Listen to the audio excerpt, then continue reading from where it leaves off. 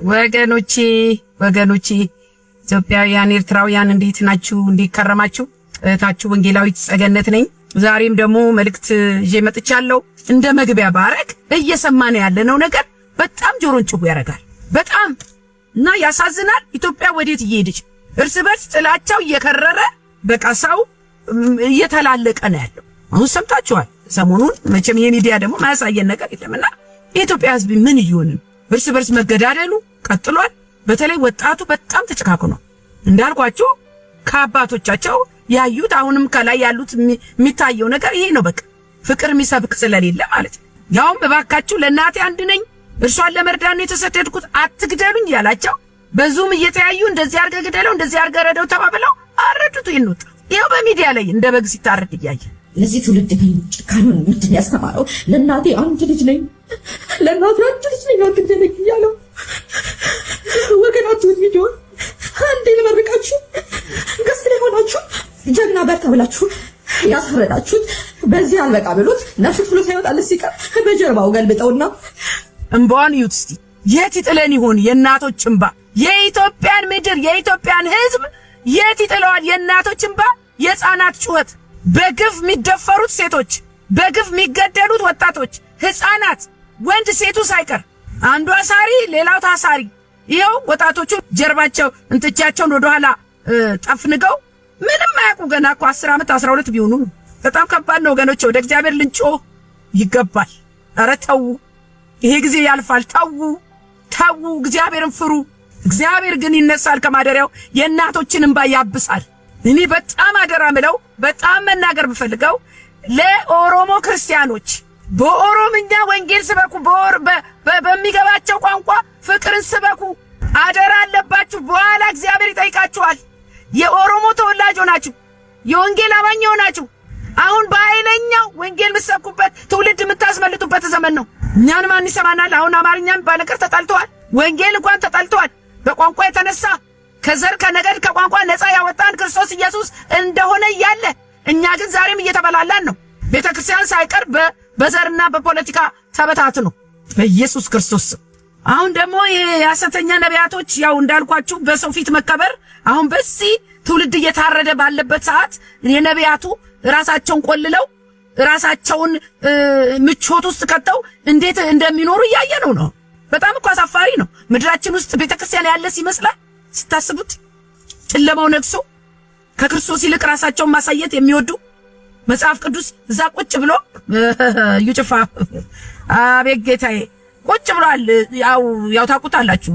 ቤቱም ይሁን ቸርቹም ይሁን የተንጣለለ ነውና ልክ አውቆ መጽሐፍ ቅዱስ የሚያነብ መስሎ ሶፋ ላይ እግሩን አጣምሮ እንደዚህ ይላል። ምንድነው የሚጠብቀው ብትሉኝ ያቺም ማስተዋዋቂዋ እስክትናገርለት ድረስ ታላቁ የእግዚአብሔር ሰው ምን ይሰማ ይሆናል? ወንድም አለ ምን ሆነህ ነው? ተዋትልም እንዴ? ይሄኮ በጥናትና እንደዚህ ታረጋለሽ እንደዚህ ስትይኝ እገባለሁ ተብሎ ተጠንቶ የሚደረግ ድራማ እኮ ነው ምናው ያለን። አያበሳጫችሁ? ጳውሎስ ግን አላስጨበጨቡም። የሰው ክብር አልፈለጉ። ይልቁንም ታምራት ካደረጉ በኋላ እኛ ያደረግነው መሰላችሁ ወይ? ሊያርዱላቸው ሁሉ ጨርቃቸውን ቀደዱ ይላል ሐዋርያ ሥራ ላይ ረረረረ ብለው። ያንን ነው እኛ የምናውቀው ያነበብነው። ለሕዝቡ እኮ ጠብ የሚልለት ነገር የለም። ከነድነቱ ከነበሽታው ከነመከራው ነው ያለው። ሕዝብ አልተለወጠ፣ አገር አላረፈች። እናንተ ብቻ ነጋዴ ሆናችሁ ተቀምጣችሁ እግዚአብሔር ለእናንተ ደግሞ አንድ መፍትሄ ያመጣል ካላችሁ ቀልዱ በሕዝብ ላይ። ሌላ ቪዲዮ ማያይዘው ደግሞ ልጅቷን 3 ጓደኞቿ ሲቀጠቅጧት ውሃላዋ ላይ ሲደፉባት ምን ሆኖ ነው? እግዚአብሔርን አይፈሩ። እግዚአብሔርን የማይፈራ ትውልድ ተነሳ። እረኛ የሌለው ትውልድ፣ ተው የሚለው የሌለው ትውልድ፣ የሚያስታርቅ የሌለው ትውልድ፣ የሚመክረው የሌለው ትውልድ። እናንተ አባቱ ሌባ የሆነ ሰው እኮ ልጁ ደግሞ ሌባ ፕላስ ነው የሚሆነው። በልጅ ላይ ይብሳል፣ በተተኪው ላይ ይብሳል። ከአባት ከወላጅ ከዙሪያቸው ከአካባቢ ያዩትን ነው እነዚህ ልጆች እያባዙ ያሉት። ጨካኝ ትውልድ ተነሳ። እግዚአብሔር ይርዳን እላለሁ። የዚችን እናት እንባ እንደገና ደግሞ ልጅቷን ጓደኞቿ የሚደበድቧት እየተሳሳቁ ያው ህሊና ቢስ በጌታ በኢየሱስ ክርስቶስ በጣም የሚያሳዝን ዘመን ውስጥ ነው ያለነው ወገኖች። በጣም የሚገርማችሁ ነገር ኢየሱስ ጌታ ነው ሲባል ሰዎች ሲደነግጡ አየሁ አለ። እንግዲህ መምህር ታዬ ቦጋለ ኦርቶዶክሳዊ ነው። እዛው ውስጥ ያለ ሰው መምህር የሆነ ሰው የታዘበውን በእግዚአብሔር ቃል ሲናገር እንዴት ደስ ይላል። በቃ ይሄንን እውነት የሚናገሩ ሰዎች እንዲበዙ ነው እኔ የምፈልገው። ስብከት ልሰማ ይችላል። በተረፈ ግን የኦርቶዶክስ ተዋሕዶ እምነት ተከታይ ነው። ኢየሱስ ጌታ ነው የሚለውን ሆነ ሌሎችን ያመጣሁት ሰዎች መደንገጥ ጀመሩ አየኋቸው እና ኢየሱስ ጌታ ነው ብሎ አንዱ ሲጮህ ደንግጠው ሲዞሩ ታለ የሆነ ነገር እንዴ እና ፕሮቴስታንቱ ኢየሱስ ጌታ ነው ሲል ለምንድን ነው የሚለው ጌታ ነው? መጀመሪያ አንደኛ ሙስሊሞች ኢየሱስ ጌታ ነው አይሉ፣ ሁለተኛ አይሁዶች ኢየሱስ ጌታ ነው አይሉ። የቡዲዝም እምነት ተከታዮች፣ የሽንቶይዝም እምነት ተከታዮች፣ የኮንፊውሻኒዝም ሴኩላር ፊሎሶፊ ተከታዮች የፈለገ በዓለም ላይ ያለው ኢየሱስ ጌታ ነው ስለማይሉ ማንም ሰው ኢየሱስ ጌታ ነው ብሎ በልቡ አምኖ በአፉ መስክሮ ይሰጣል። ማንም ሰው በመንፈስ ቅዱስ ካልሆነ በስተቀር ኢየሱስ ጌታ ነው ይል ዘንድ አይችልም። ስለዚህ በመንፈስ ተመርቼ ነው ያልኩት ነው የምትለው። ይኸውልህ ምን መሰለህ መባል እሱን ማይል ሰው በሰው ፊት ለሚመሰክርልኝ ሁሉ በሰማያት ባለው በአባቴ ፊት እመሰክርለታለሁ። በሰው ፊት ያልመሰከረልኝ ማለት ነው የሚክደኝ ደግሞ በሰማይ ባለው በአባቴ ፊት እክደዋለሁ። መምህር ታዬ ቦጋለ እስማማለሁ። ጌታ ይባርክ። አንተ እንደውም ጥሩ የወንጌል አስተማሪ ትሆናለህ ብዬ አምናለሁ። አንድነት ያስፈልጋል። እኛ እኮ ሰበብ እየፈለግን ተለያይተናል። አይገርማችሁ? አንተ ከሌነ አንተ ከሌነ ተባብለን እንደዚህ ተበታተናል። የቤተ ክርስቲያን እንደ ዳቦ ቤት ይከፈታል። እንደ ዳቦ ቤት መነገጃ ሆኗል። በዘር በቋንቋ ተለያይተን ኢትዮጵያዊ መቼም እኔ ምንም አይነት ሞራል የለውም ሌላውን ሀገር የመውቀስ ምንም አይነት ሞራል የለውም። የሌላ ሀገር መሪ ለመውቀስ ሞራል የለውም አልኳችሁ። በቃ ራስን አለማወቅ ነው የሚመስለኝ። በዚህ ደግሞ በቦስተን በአሜሪካን ሀገር በቦስተን ማሳቹሴትስ እነዚህ ዲሞክራቶች የበሬ ፊት ያለውን አማልክታቸውን በከተማው ዋና አደባባይ ቀርጸው አስቀምጠዋል።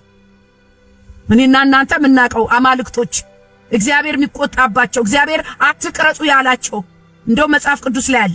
ይሄ የአማልክት ሐውልት ሕፃናት የሚገበርለት በመሆኑ ሕፃን እግሩ መሃል አስቀምጧል።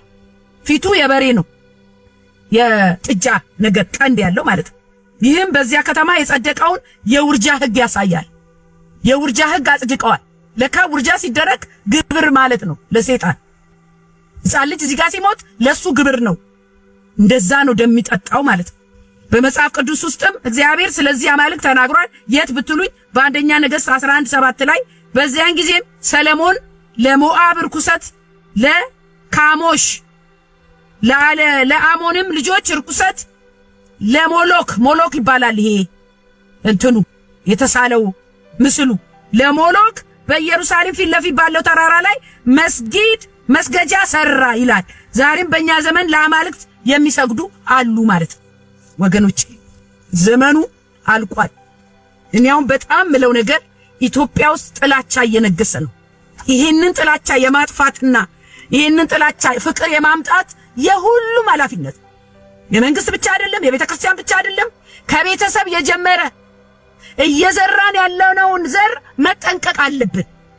ለዚህ ወገኖቼ የዛሬው መልእክቴ ጥላቻን፣ ዘረኝነትን፣ ክፋትን፣ መገዳደልን እንዲቆም በኢትዮጵያ ውስጥ በኃይለኛው መሰራት አለበት። ቤተ ክርስቲያን ፍቅር ልትሰብክ ይገባል። ወጣቱ እረኛ ያስፈልገዋል። ተው ሚል ያስፈልገዋል። ክፎች ሊቀጡ ያስፈልጋል። ሕግ ሊኖር ያስፈልጋል። ሴቶች እህቶች የሚደፈሩ በተለያየ ነገር የሚጠቁ እግዚአብሔርን መፍራት ከሁሉ በላይ ለኢትዮጵያ ሕዝብ እግዚአብሔርን መፍራት ይውደቅበት። እኔ ይህንን ነው የምመኘው። ጌታ ግን ቀን አለው። ጌታ ከማደሪያው ይነሳል፣ ያቺን ምድር ያሳርፋታል ብዬ አምናለሁ። ጌታ የተባረከ ይሁን ወገኖቼ።